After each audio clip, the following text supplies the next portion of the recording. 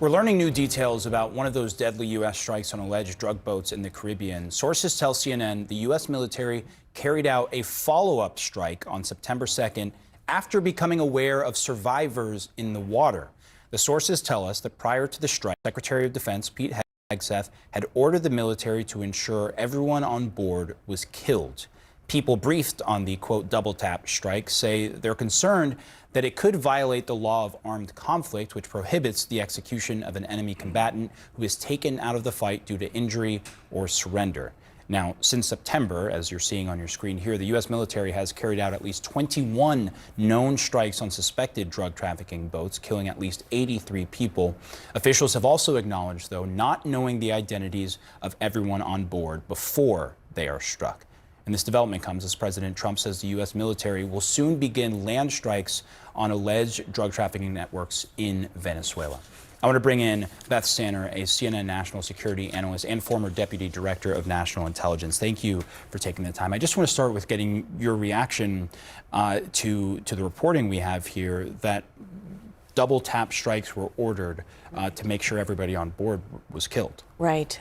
If this is true, yeah, it's really shocking. Yeah. You know, I was thinking about this in the context of Ukraine. And right now, Russian soldiers are being accused of war crimes, and their cases in the International Court of Justice because they're killing prisoners, Ukrainian armed combatants who are prisoners, and they're killing them instead of, keeping them as prisoners. So, I mean, here we have an example of an actual war and war crimes accusation. So here, what does this do, in terms of U.S. moral authority?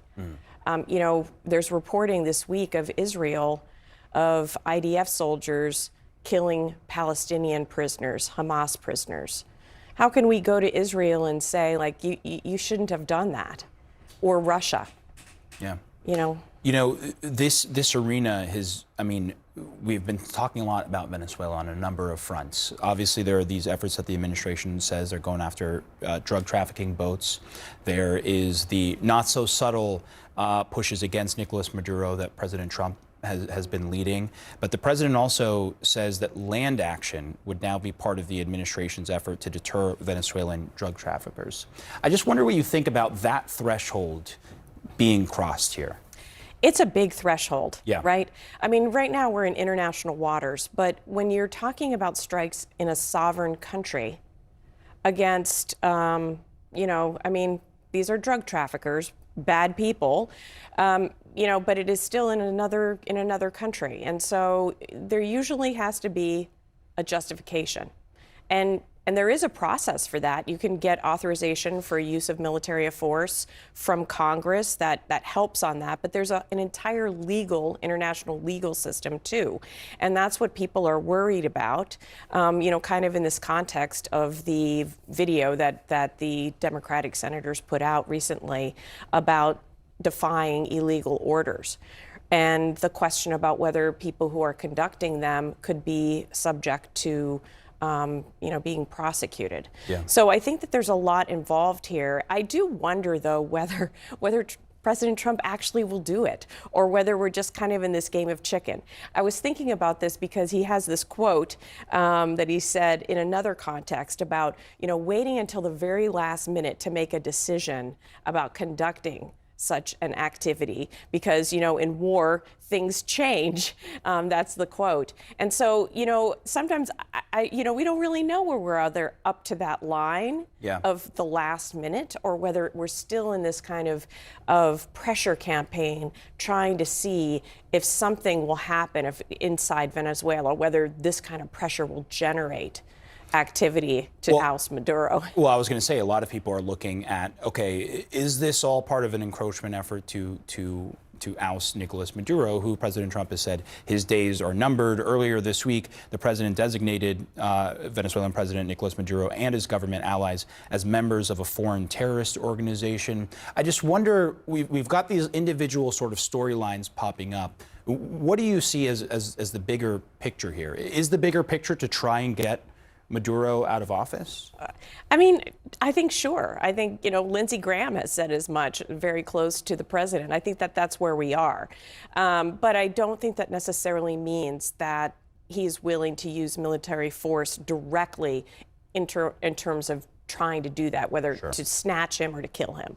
So, again, I think we're going to be in this ratcheting up, and maybe it will entail strikes inside of Venezuela against drug facilities, but that'll be part of a process, again, to see if something will move internally. I think that's the goal. Yeah.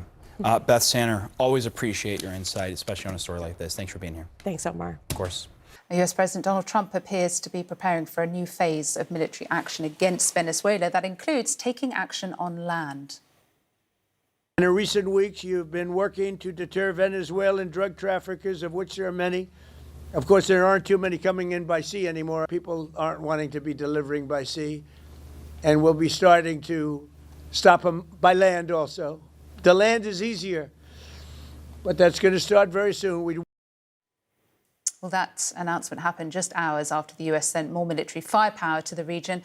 And Secretary of Defense Pete Hegseth paid a visit to the United States' largest aircraft carrier, which was recently moved to Latin America. President Donald Trump says the United States will strike inside Venezuela, quote, very soon. He made the statement while speaking to members of the US military on a Thanksgiving phone call. Have a listen. And in recent weeks, you've been working to deter Venezuelan drug traffickers, of which there are many.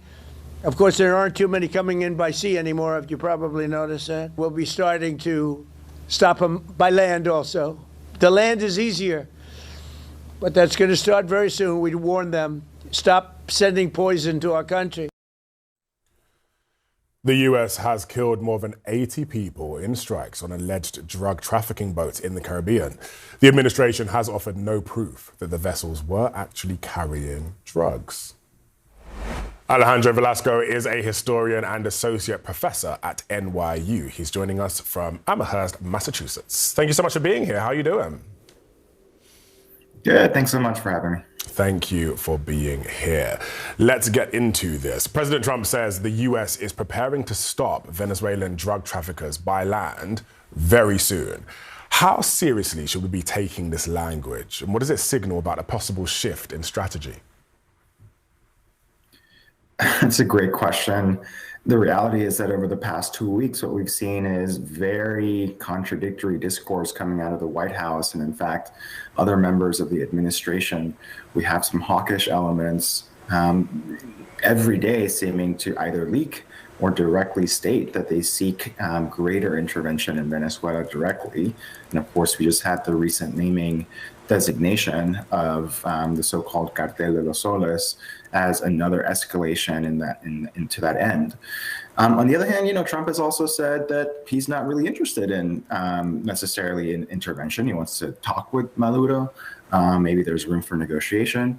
So, right now, this all seems like a part of a larger psychological operations game, warfare, to see if Maduro breaks. The US now has more than a dozen warships and 15,000 troops in the region. How unusual is this level of force around Venezuela, and what message is Washington trying to send? It's unprecedented is what it is. Certainly it's the largest deployment outside of planned military exercises in the 21st century. And even in the 20th century, it was an unusual deployment for this part of the region. I think what it says, obviously, is that the United States is prepared to intervene. The real question is whether the person who has ultimate say in whether that happens, which is President Trump, has in fact agreed to do so. But he's positioned to be there, and to some extent, the fact that there is this massive deployment commits some kind of intervention, because without something changing in Venezuela, this might actually be seen as a victory for the Maduro government. Well, while we're talking about things changing in Venezuela, the administration here has just designated Maduro and his allies as members of a foreign terrorist organization. What does that actually mean in practical terms? Basically, it gives the administration more legal leeway to take actions that might not otherwise be permissible in a context of war or pre-war, if you want to call it that. It means that it has a greater arsenal and repertoire of action and engagement for people that it considers or designates to be part of this cartel. It also means that it doesn't have to provide nearly as much information, either certainly to Congress, which it already hasn't provided enough information, but to the judicial system, and so it allows for a greater range of action than has been the case. This is one of the worst things that Trump's done this term. The thing about these strikes is that, in my mind, they were always criminal. They were always criminal strikes because they are just extrajudicial bombings on non-American soil against non-Americans, and there's no declaration of war or anything like that, and they're just doing it under the pretense without any evidence that they're selling bad stuff or whatnot, and there's no evidence being provided, and they're just doing it and bragging about it. But while it probably should be a war crime, American presidents for a long time, and the guy is not even strictly partisan, because Democratic presidents have done this, have basically just decided they're allowed to play like they're some sort of god and just bomb people, just cause. Right? They've done that, and it's not just Trump. But what we learned here is not only that this is a pretext to start a war with Venezuela, and that war will be launched to enrich American oil companies and to distract you from the Epstein files and other domestic failures of Donald Trump, but also that they went back and did a second hit on this particular one. And that is very clearly not allowed. Even within official acts of war, that's not allowed. Because let's just give them the benefit of the doubt and say that they needed to destroy this ship. Like it was required. Like it actually was. Let's just pretend. It wasn't, but let's pretend. And then they did that. And then turns out that it's been totally demobilized and is no longer dangerous, but that there were survivors on like a lifeboat or hanging on wreckage or whatnot. And then they went back and they eliminated those people. They didn't, this isn't it's like taking out prisoners. In wartime, that's effectively what this reminds me of. If it was really that important, you could send troops, I guess, to apprehend them or what have you. But the reality is what they did is a dark, dark thing. And it showcases the end, in my view, of the Trump term. And it also showcases the end of one of Trump's narratives, even more than before. Remember, he's the peace candidate. He's the peace candidate. Kamala's the war candidate. Well, it turns out that while I'm not saying Kamala would have been the peace candidate, because no American president since Eisenhower has been the peace candidate, she certainly wouldn't have done this in the same way.